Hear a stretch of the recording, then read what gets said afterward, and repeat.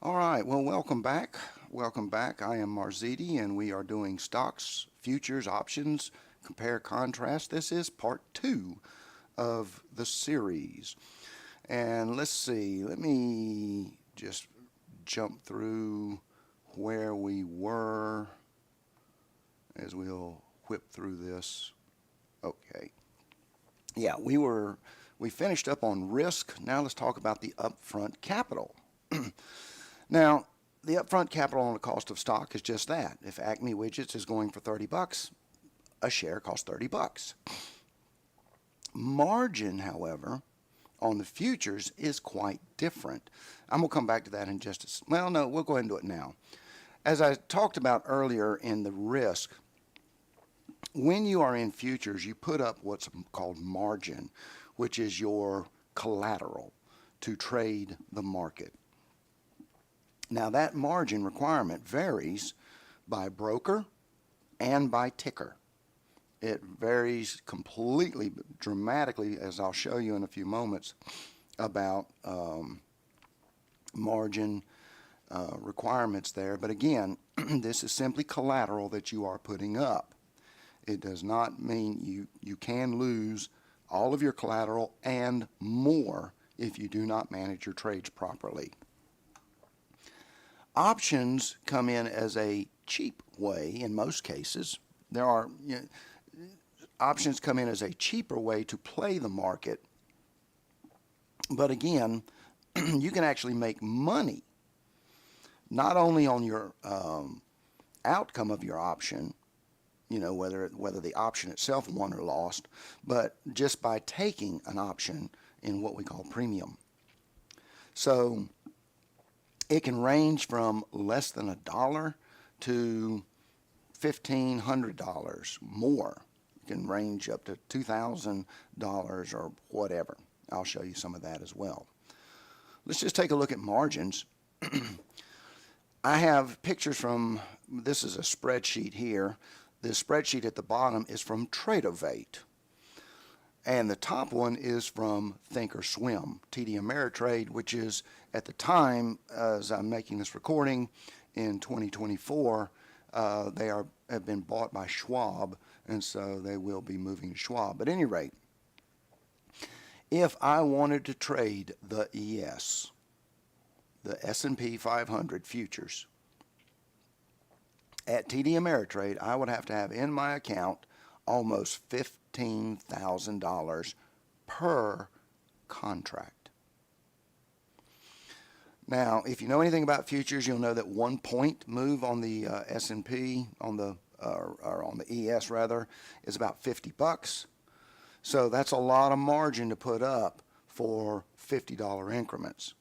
But that's just the way it is, and that's what's called the full margin.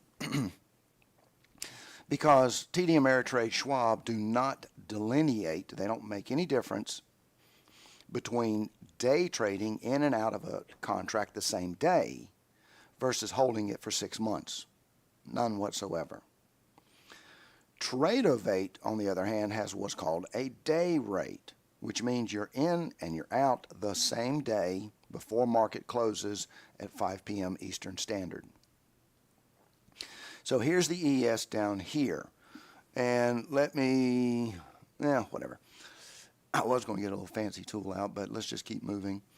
So the ES here is the same exact contract, exact same thing, except it's on Tradeovate instead of TD Ameritrade.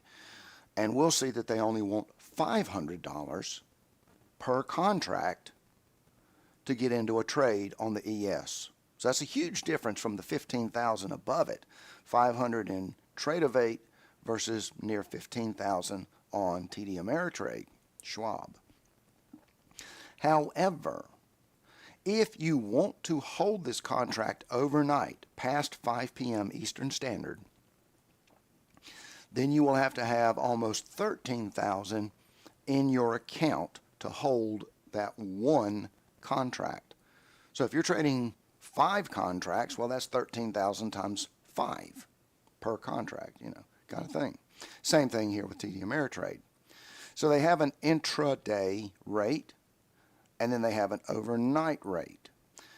Schwab, Ameritrade, does not have this day rate program, so they just charge you $15,000 per contract, whether you're day trading it or holding it overnight. They don't care.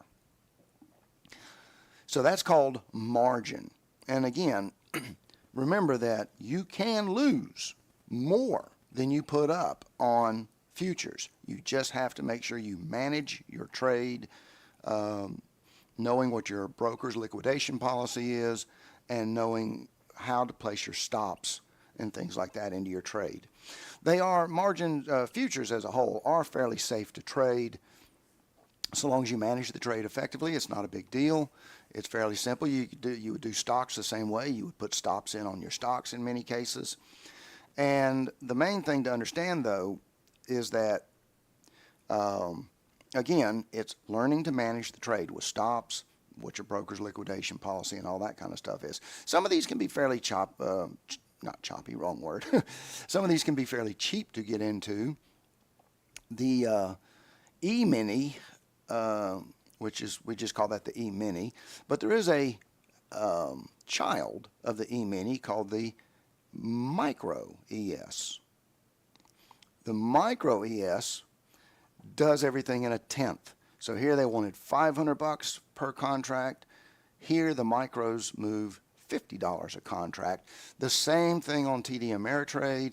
You'd have to put up we'll call it $1,500 a contract if you wanted to trade the MES. But bear in mind that where the ES moves $50 per point, the MES moves $5 a point because everything's a tenth. Similarly, looking at the NASDAQ, the NASDAQ's a little more volatile, so they want $1,000 intraday, and it moves $20 a point versus $100 a day, and it moves $2 a point. So this is definitely understanding margins, and this margin varies with every single contract, with every single ticker. We've got, natural gas. We've got the Russell. That's not natural gas. That's the NASDAQ, excuse me. NG is the natural gas. Anyway, so we've got the Russell, we've got the NASDAQ, we've got the ES. There's all kinds of other stuff. There's crude oil. You can trade on crude oil. You can trade wheat. You can trade all kinds of things in the futures. Another advantage about the futures is they're also open 23 hours a day, Monday through Friday, whereas the traditional stock market is open from 9:30 Eastern till 4 p.m. Eastern for 6.5 hours. Futures are open 23. Everything except for crypto is closed on the weekends. Option costing, whoa, man, that is quite a lot of difference. So let's just kind of work through some of this. First of all, we're looking at, where's my pointer thingy? And let's get a color. I still don't have it. Whoops. All right, well, that's not going to work. Anyway, so options, now that's just going to bug me to no end. Why doesn't that work? Am I in eraser mode?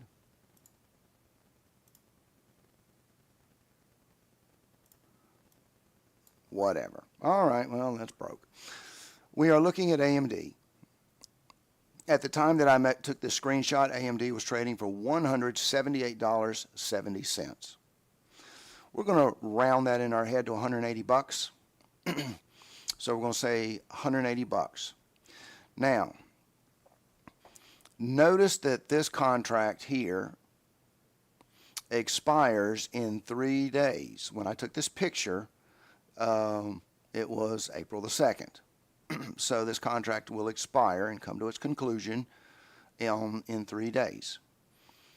If you wanted to go, if you thought that AMD was going to go up in price, you might buy or take the ask on AMD at $2.52. Options do things in 100s, so we're going to multiply that times 100. So $2.52 becomes $252. Now, and that is at what we would call a delta 43.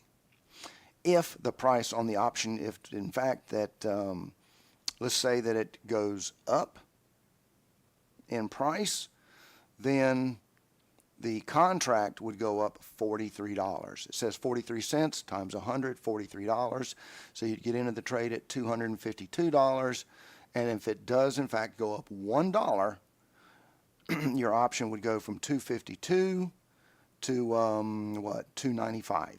And you could sell it there if you wanted to and capture that $43 move. Now, however, let's say we're in it for a longer play and we're going to go out 45 days. Well, the 180 here, instead of up here is $2.52, here it's $13.05, or times 100, $1,305. So you can see options get completely different. The price of an option depends on the time, 3 days versus 45 days. It depends on what line you take here. We call these strike prices. And you pick a strike based on where you think it's going to go and all that kind of stuff. So as you can see, options are way more complicated, but you can get into an option. If you thought there was actually a remote chance that AMD could reach $192 in the next 3 days, you could get into this contract for $20, a whopping $20. And if it does, as it moves, each time it moves through the chain, you'd first make 43, then you'd make 32, then you'd make 22, 14, and so on.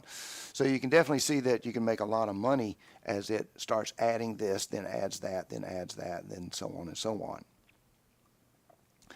So anyway, that is options costing. Can be, fairly steep learning curve in the very beginning, which is another reason that we tell people if you can't read the basic chart right now, you got no business going into options.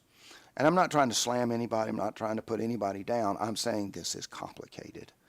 You need to be able to read a chart first before you think about options, in my opinion. All right, let's move on to hold time. And so hold time is when we talk about stocks, ETFs, and so forth, and I'm just going to say stocks from now on. Do you want to hold your stock for a short term or a long term? You can do either one.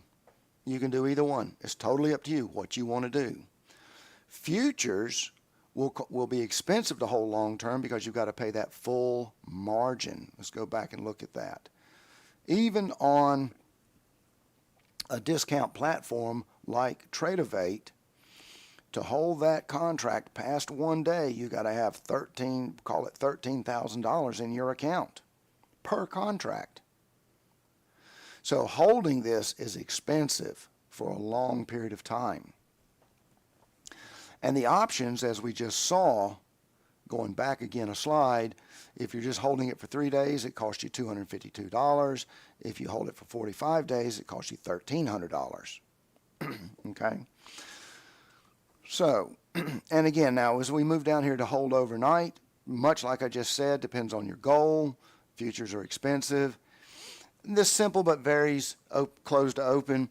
If you have it's real simple. If the stock closed at $30 today and it opens up at $31 tomorrow, okay, that's great. If you're in the stock at 30 and it opens up tomorrow at $29, because remember, stocks only trade 6.5 hours. So since they only trade 6.5 hours, well, that leaves us 17.5 hours where all kinds of craziness could happen and affect what that stock's going to open at the next day. So that's the reason I say it varies from close until next open. Nonetheless, unless some major catastrophe happens or you have an earnings report, this is usually not a big problem. Usually not a big problem with stocks, but there are certain situations that can make them go crazy. All right. Now let's talk about the return per capital employed. And what we're talking about here, when we talk about capital employed, we're talking about how much money do you have to put up versus how much you get for a move.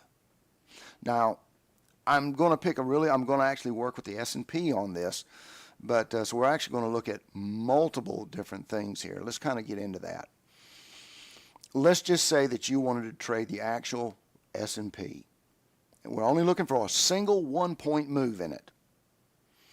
So the S&P at the time I made this video was 5,250. Well, you have to buy the S&P in lots of 100.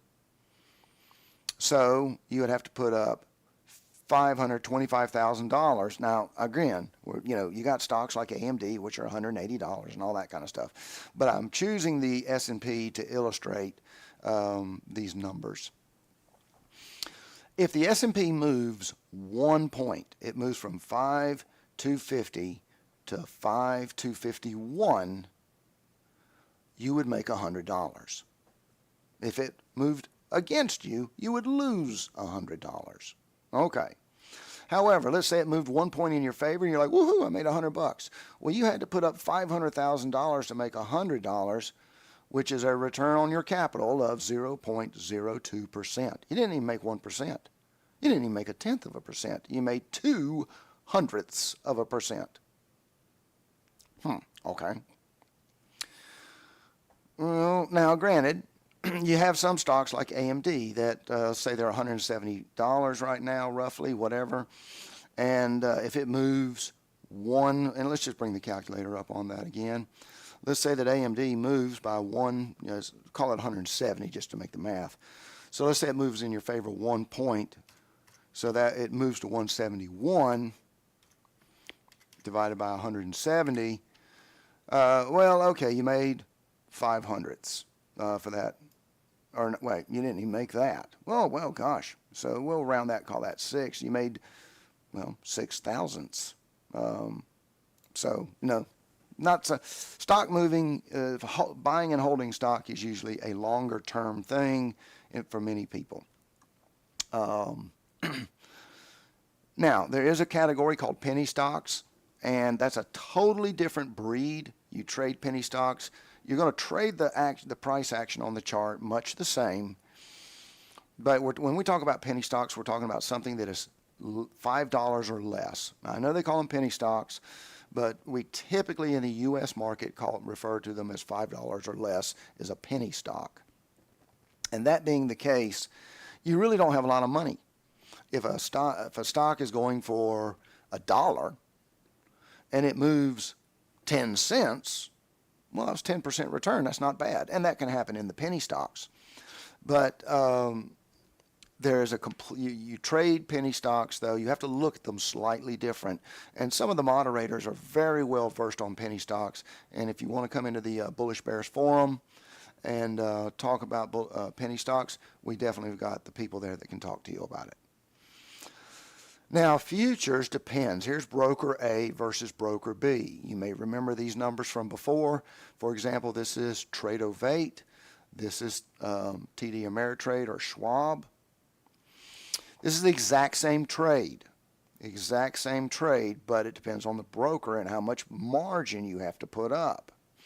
So if you're on Trade-O-Vate and you only got to put up $500, and it moves 1 point in your direction on the ES, which is the S&P version or the futures version of the S&P, well, you made a nice 10% move.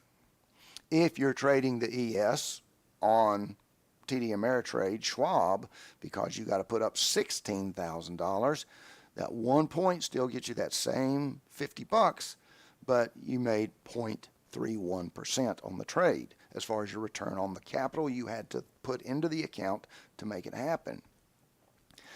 Well, now, when we talk about options, as you saw back here, let me just roll back here real quick. Remember, all these different strikes have got all these different crazy numbers and monies and stuff like that.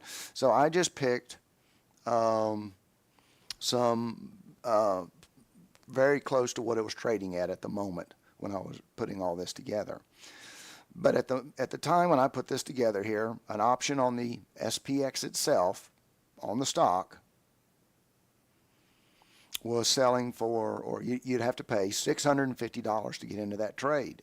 If it moved 1 point in your favor, you'd make $40. giving you a 6.15 return. Okay. Well, there's also options on the ES. Just like there's options on the SPX, there's options on the ES. Here you'd have to put up $887. 1 point would net you $23 for a 2.59%. So you can see there's a lot of different crazy numbers here, kind of things. The most stable places to be, in my opinion, and that's just all it is my opinion, is if you want to trade futures, come to a discount broker like Trade-Evate.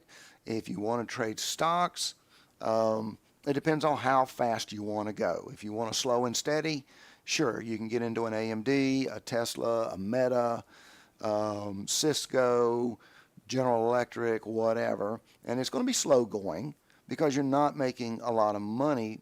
But I mean, of course, the stocks will be a lot less as well, but they don't move as much either sometimes. I mean, they may. I mean, like Tesla can be a humongous roller coaster, but that goes both ways. You know, you can make a lot of money, you can lose a lot of money. But if you want to trade futures, I would suggest you look into Trade-Evate. If you want to trade stocks, if you're going to take slow and steady, you know, you've got your good name brands there, or you can look into penny stocks. But again, my opinion. All right. Let's take a look at price movement here. There's really nothing specific to talk about, no slides here, other than price movement on a stock is linear. Goes up $1, you made $1. AMD goes from 170 to 171, you made $1. It's that simple. Futures, there's a multiplier, and the multiplier depends on the ticker that you're using. In other words, the ES, which is the futures version of the S&P, 1 point equals $50. If you're on the micros, 1 point equals $5. However, on the NASDAQ, which, and by the way, if you're trying to relate this to stocks, you would know the S&P on general stocks as the SPY, SPY. If you're on the NASDAQ, you would know it as the QQQ. Now, but if you're trading the futures version, the NQ, the multiplier is 20. So 1 point move on the NQ is $20. On the micro NQ is $2. It's still linear, there's just a multiplier there. Now this is where options get very interesting. Options are exponential. Let's go back quite a few slides. Remember what I was talking about here. Let's say that you bought into this here for $252. You think AMD is going to go long, going to go up in value, and you know, over the next couple of days, and you bought this $252 contract, and you think it's going to go to 190 for whatever reason. You think it's going to go to 190. Well, as it moves from 180 to 182.5, you add 43 cents. As it goes to 185, you add another 32 cents, and so on. 22 cents, 14 cents, 9 cents. And so options are exponential. But again, that goes both ways. Where am I? I've lost myself. Talking about price movement. Yeah, that goes both ways. You can also lose very quickly in options if it goes against you. So it's exponential up, it's exponential down. Again, more experienced traders need to be here with options. How are things related? Are things related? Let's talk about that for just a second here. Let's start. I want to do some quick comparisons here, and I'm going to jump over this slide here. Here is the SPX. At the time that I made the slide, it was roughly 52.58. I'm rounding. 52.58. Well, isn't the ES the futures version of the SPX? Shouldn't it be 52.58? No. because this is independently traded from this. This is this has its own, this is a ticker here, and you trade it and people can buy and sell it. This is based on this, but it's also independently traded.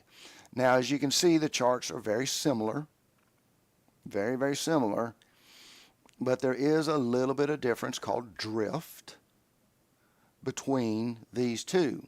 Well, here's the SPY, which is an ETF of the SPX. Well, again, we see that same issue, is that it's not quite the same. Now, the SPY is a tenth of the SPX, so 525.8 would be 526 if we rounded it. But instead of 526, it's 524. Again, independently traded. Now, there are behind-the-scene moves that will try to nudge these latter two into alignment back to the SPX. They will try and nudge them. But during the day or over periods of time, these two will drift away from this until they get realigned. All right? And a lot of times it just, in the case of the ES, a lot of times it just simply is the matter of when the contracts roll to the next version. You buy a ES contract for a certain month, and then at the end of that particular month, it's done, it's run its course, move on to the next contract, and that will be a contract for the next 3-4 months down the road. Anyway, so even though they're all based, both of these here, the ES and the SPY, are derived from the SPX, they can drift from it a little bit. Let me go back. Let's take a look at here. Futures close but independent. Options, when you go back and look at that options chain as far as the alignment to the ticker, options are based on the movement of the underlying. Remember, I talked about underlying earlier was the underlying stock. And what was that? So if you took an option on AMD, the changes in the chain, let me just roll back a couple more slides here. This chain can move. There are other things in here, like Vega is also factored into the price, and it can change. For example, if something, incredibly exciting comes out about AMD, and people start swarming in there, buying it up, well, this could increase the demand for these options to go up, and therefore Vega goes up, which when it gets added in, changes all these different numbers. So options can really, really change a lot on what's going on. All right, the trade direction. Let's talk about that for just a second here with stocks, ETFs, well, not mutual funds, but with stocks and ETFs. You can go long, you just buy them and they're yours. You own those shares. Shorting a stock, however, is quite different. Remember, if you short a stock, you don't actually have the stock. And because you don't have the stock, you have to borrow the stock. Now, your broker will try and middleman to find someone who's willing to let their stocks be borrowed, to loan it to you so that you can short that stock. You have to return that stock, and if you hold that stock overnight, you have to pay the person who loaned you the stock a little bit of interest. It's usually like an annualized 8, 9, 10% annualized. So, I mean, it's pennies per share each night. But the person that let you borrow their stock is entitled to some compensation because they let you borrow their stock. So if you're shorting it within the day, you're in and you're out within the day, you don't have to pay anything. But if you're going to hold this stock overnight, then you have to pay a little bit per share to the person that's loaning you your share. And again, you won't know the person on the other end of this. Your broker will do all this for you. They'll just tell you that some stocks are easy to borrow some are hard to borrow, that kind of thing. Again, your broker will have some way of telling you all that kind of stuff. Moving now to futures. Well, futures are the simplest one here. You're either long or you're short. It's that simple. And lastly, with options, combinations. Oh my gosh. You can make, as we talked about earlier, you can go long, you can go short, you can stay in the middle, you can anticipate a breakout, but you don't know which way. There's so many ways you can configure an options. It's crazy. So, at any rate, different things to consider there. But a lot of people talk about shorting the stock and don't understand about this borrowing concept. And so that's why we talk about that here. All righty. Let's talk about liquidity. I may run a little bit longer. We're really kind of close to the end. Liquidity means that there's a lot of buying and selling. There's a lot of buying and selling. Now, sometimes we're talking about a stock. Sometimes we're talking about a price point. So when we talk about a stock, or a future, these are easy. We're looking for the ones that are very liquid, which if there's a lot of buying and selling, it means it's easy for you to get in and out of a trade. The last thing you want to be in, and let's just jump on over here and look at this. Here's a list of big mega firms. Big mega firms. You know, Affirm, AMD, Amazon, Coin, Disney, Google, Meta, and so on, Tesla. This is their daily volume the day that I took this picture. Millions of shares traded hands. Millions. Here's Tesla traded over 30 million shares in one day. AMD, 23 million shares in one day. That's good volume. You can get in and out. You can buy and sell stocks here, no problem. Here's some penny stocks, though. And it doesn't have to be a penny stock, any stock. You go look at its daily volume, and you can see really crazy numbers. Now, here's a penny stock, AAU, did over 1 million shares in one day. Well, fantastic for them. Here, on the other hand, AASP, they only did 100 shares in one day. Well, what if you got 500 shares and you want to sell it? There's nobody interested in buying it. What does that mean? It means you get stuck. You get stuck. You can't get out of the trade. You got 500 shares you want to trade, and maybe there's no buyer there. You'll have to lower your price so much at some point so that somebody will finally say, I'll take it for that. I'm not going to take it for, 22 cents, but I will take it for 10 cents. And you're like, oh my gosh. Some of these, even down here, had none. None, not any at all. So when you look to trade any stock or future, you want to ensure there is volume in there. I'm going to pick a number typically of at least 100,000 average a day, but I like to personally, I prefer millions. Now, options are different. Options have two things called volume and open interest. Remember, volume is what happens today and only today. Let's say we're at, lunchtime, market time, or whatever. These numbers will continue to grow throughout the day. They start every day at market open. For me, it's 9:30 Eastern Standard. So at 9:30, these numbers will, or 9:29, these numbers will all be zero. And as there are transactions throughout the day, these numbers will just go up 1, 2, 3, 4, 5, 6, plus, just keep growing and growing and growing. That's volume. At the end of the day, that's what it is. It'll be reset to zero tomorrow morning.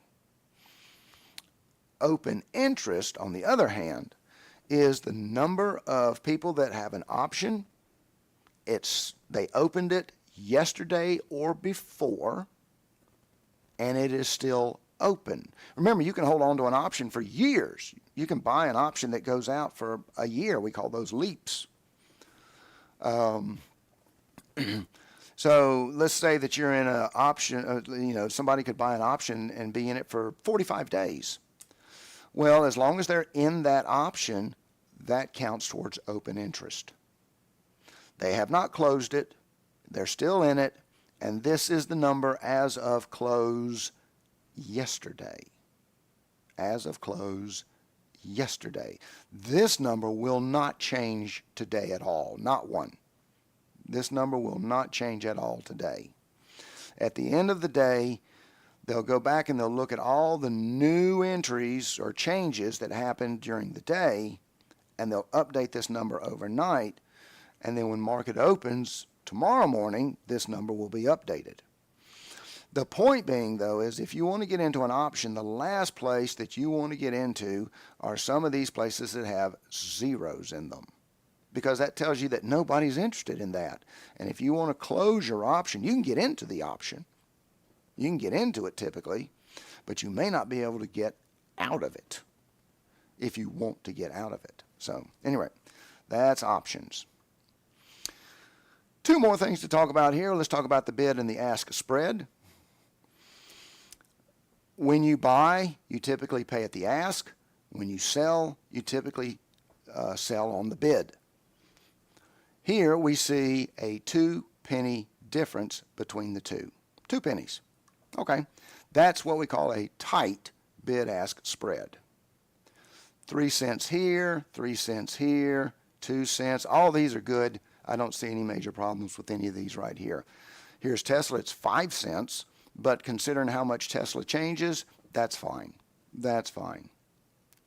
What we don't want is, and it's written up here, when we say we refer to it as the bid ask. That means if you bought this stock right now at the time I took this picture, you would have paid 40 cents a share. If you needed to sell it within 5 minutes or whatever, though, you would only be able to get back 17 cents. So let's say that you bought 100 shares, then you would have bought 100 shares, you would have paid 40 bucks, but if for some reason you're like, oh, that was a bad trade, I shouldn't have done that, and you go to click the sell button, you're only going to get 17 bucks back out of your 40. That is a horrible bid-ask spread. Horrible. So that's something that we want to look at when we are looking about taking a trade as well, is the bid-ask spread. You will also have a bid-ask spread on futures. And here again, you'll also see here's bid-ask spread on options. 59 cents versus 61 cents, that's a good spread. But notice down here, we got some zeros. You could buy into this, but there's nobody even making an offer to get you out of it. So we want to look at that too. Notice as we go back in here, though, some of these spreads, though, this is $1.10 wide. That's, that's kind of big. That's kind of big. But again, we have bid-ask spread on options as well. Finally, what is optionable as we wind this down? You can find that of the big major stocks, and some penny stocks and stuff like that as well, many of them are optionable. What varies in the optional is how long a contract can run. For example, if you took an option on the SPY, the SPY, you can do what's called a 0 day. It expires at the end of the day, and then everything washes out on that option. Other options, though, are monthly, or some can just do every Friday, and some only do quarterly. When you buy an option on a stock, it is typically reflective of 100 shares, which is why when we say 59 cents back here, we actually are saying $59 because it's times 100. So you're actually trading essentially 100 shares of stock. With your option, you've bought the right to trade 100 shares of stock without actually owning the stock until your option you close it or it expires or whatever. Options on futures, that's quite a different story. This depends. Remember how much I said the ES? Here it is, the ES. The ES, 1 point on the ES is $50, okay? Therefore, one option on the ES is for 50 shares. The same thing with the NASDAQ. The NASDAQ, 1 point on the NASDAQ is $20. Therefore, when you buy an option on the NASDAQ, it's for 20 shares. So this varies a lot. This varies a tremendous amount. So, at any rate, so again, so the simplest place to be, in my opinion, the simplest place is if you're a beginner. As we wind this down, we got stocks and we got futures, and I'm going to tell you to stay away from options if you're a beginner. The beauty of stocks, it's totally linear. Goes up $1, you're up $1. Goes down $1, you're down $1. The downside to it is you can only go in one direction typically, and that is long. Unless you want to get into borrowing, and then you got to get into margin and all that kind of stuff with your broker, blah, blah, blah. I would tell you just to stay away from that. Just look for stocks that you think that they're going to go up in value, and you can do that. You can go over to penny stocks, you can go to big stocks, you can go all kinds of places. This is the simplest place to do things. Futures, again, little bit of a learning curve with it because there's a little bit more complexity to it because of ticker sizes, lots of 50, lots of 20s and stuff like that. But if you understand stocks, within 15 minutes you'll understand futures. The only thing you need to know beyond that is risk. You've got to learn risk management. You've got to learn risk management. As long as you understand your risk management, futures are a great place to be. And so I would say learn a little bit about stocks, then maybe move over to futures. And then if you really, really want to get advanced, you can certainly learn about options. That brings us to a close. I hope this has helped you guys. I hope it's been informative. Of course, as usual, I'm more than happy to answer questions if you have some. And, of course, all the moderators on the Bullish Bears website and in the Discord, I should say actually on the Discord, more than happy to come to your rescue, answer questions and things like that. And all in all, I think I've enjoyed doing this. I hope you guys have gotten something out of it. And we'll look forward to seeing you over in the Bullish Bears Discord, and we'll do some trading. We'll see you guys. Y'all have a good one. Bye-bye.